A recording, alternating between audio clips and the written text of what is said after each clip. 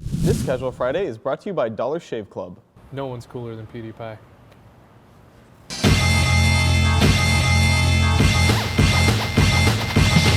You are a son of a bitch. Do you want to know why? I would. Do I want to know? I kind of know Am why. I going to be happier knowing why? Why? Probably. Why am I? Because it's going to put you in a position of even more smugness, probably. Oh, Mamma Mia! Why am I a son of a gun? Because you got to see Child of Light this week. I I've been did. waiting for Child of Light forever. And when I was interviewing Jeffrey Yohalam, he made a really interesting point. It's not something you haven't heard before, but it's fun to hear a developer say it, that there is this middle ground between like $10 indie games and $60 big budget games, and like no one up until recently has been trying to bridge that gap and make the sort of middle between the two, like a decently long, an art game with a budget, basically, is what he was talking about. Do you know the only people who have been taking advantage of that for the last 5 years have been Valve, right? Because everybody is looking for a game that gives you a little bit more than you get from a $5 or $10 indie, which are super fun and can give you tons and tons of enjoyment, right? Like there are tons of $10 indies that I've played forever. Some of my favorite games. Some of my best friends are $10 indie games. Seriously, I can't So it's name not- any off the top of my head, but I swear I know plenty of them and we're cool and we Roommate hang in out all the college, time. right. Yeah. No, I see what you're saying. But 'cause the before, deal is Yeah. Steam sales, right? So everybody's looking at these AAA games and it's like, Steam sale's gonna come. Yeah. And I'm gonna get all these for $20. I'm gonna get all these for $30. Right. And I don't think developers were paying enough attention to that. Exactly, and you bring up an excellent point with Valve, because if you really kind of break it down, Portal and Team Fortress 2 were kind of like kicking the door open for this. Hey, it's a really great game with a budget behind it, but if you break it down, it was only $20. Yeah. It's something that I kind of miss from the generation before the last generation, like before the 360 era. I feel like Katamari? Yeah, Katamari was one of those games that was $20 when it came out. One of my favorite games ever, Phantom Dust, was $20 when Majesco picked it up, like, and launched it. Like that, like budget games don't exist in our current system. There's the $10 indies and the $6 retails, and the budget games that do exist are woefully bad games that slip out on Steam and are just like, what was that weird Hell game, Drive Hell, Hell Driver. There was some just garbage can Steam game last year. That's what came of those sort of middle tier games, as they all turned into shovelware. And I mean, if you look at Steam Greenlight and you look at a bunch of indie stuff, there are games that are $10 to $15 to $20 that have a little bit more art or a little bit more content. I mean, obviously, we just saw the re-release of Fez on PlayStation platforms, but that's been, $20 since Go. And I remember that being one of the first times I saw a game that, like the $15 creep from 10 to 15, the beginning of this trend. Right. Fez was one of the first big examples of it, but it was also one of the first ones where I was like, yeah, totally, I'll pay for that. It's been working on it for 4 fucking years. I'll buy that. I think that was set with Castle Crashers, right?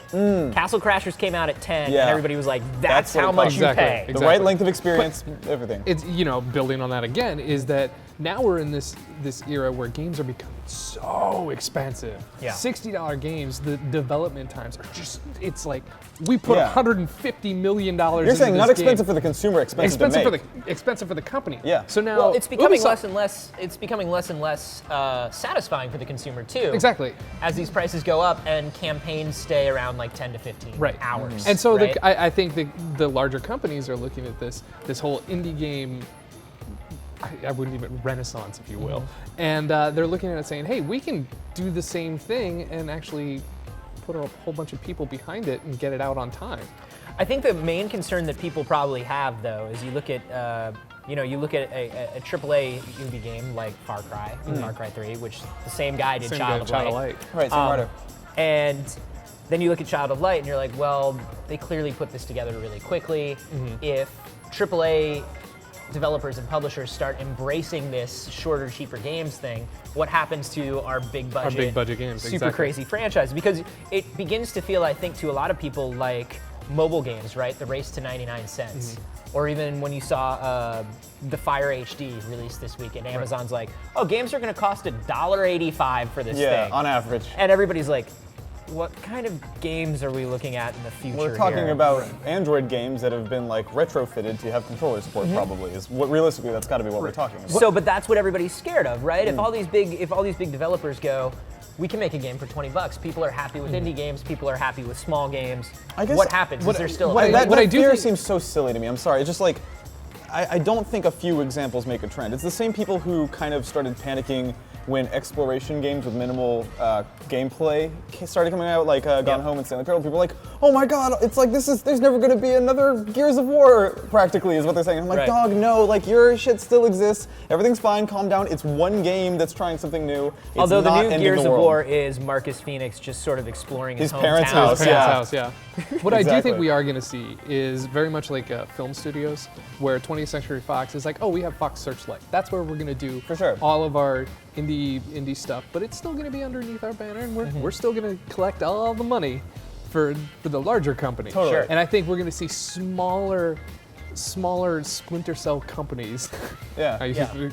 inside of larger companies that are In night vision goggles. in night Right. vision, that's Hiding up in the corner. hiding up in the corner, going, my whole game's gonna be in pastel. Is that your Sam Fisher? Yes, that's my art school Sam Fisher. Before he got okay. real tough. It's hard to split He the difference between reinvented those two. himself Yeah. afterwards. Yeah, and that's another point that Yohalim made when I spoke to him was like, movies have this. Movies do have have things like Juno or something that are indie, but they're budgeted indie. And Yeah. Well, comics have it it too. fleshes it out to have Yeah, that. oh, middle You look at Definitely, Image, comics. like Image is entirely that. Image started off as like, we're gonna give big budgets to independent creators Yeah. and let them be as lavish as they And want. anime has it. Anime has it. Trigger, who made Kill la Kill, made that with a relatively small budget for an anime studio, and they were highly independent. It was their first TV show ever, and it's awesome, and it feels as good as any, well, better than most shows I think that are out there. I think one thing that we see from game jams and from things like Amnesia Fortnite is if you give a small team enough to work out the concepts and the mechanics, you could potentially just add more content later, right? If you give somebody, okay, well, we're going to develop this, we're going to develop the nuts and bolts of this thing in a couple months with 3 or 4 people, and then if it's good enough, we'll release it for 20 bucks. If it's really good, let's just give it a ton more content and make that a retail title. So where does Goat Simulator fit in? Anthony? Goat That's what I wanna Simulator know. is hundreds and hundreds and hundreds of hours of high quality Yeah. entertainment. I don't know how they could sell that game for as cheap as they did. I don't know. They're undercutting themselves. gotta be at a loss. Goat Simulator is a lost leader. They want to to get Goat Simulator into homes, kind of like the Xbox 360. Sure. It's a wise move. Good business tactics. I agree. We did it. We made every video this week about Goat Simulator. Cheers. Oh, Congrats hooray. to us. Every video is a Goat Simulator video. Yay! So me and Anthony are stubbly, and Scott can't grow facial hair, but if you want to be all nice and smooth like this hard-boiled egg that I found, you should go to Dollar Shave Club. Dollar Shave Club sells razors at a fraction of the cost of the big guys. It's not just razors either. They also have Dr. Carver's Easy Shave Butter or One Wipe Charlie's Butt Wipes. Shave time, shave money, and join now at dollarshaveclub.com/rev3games.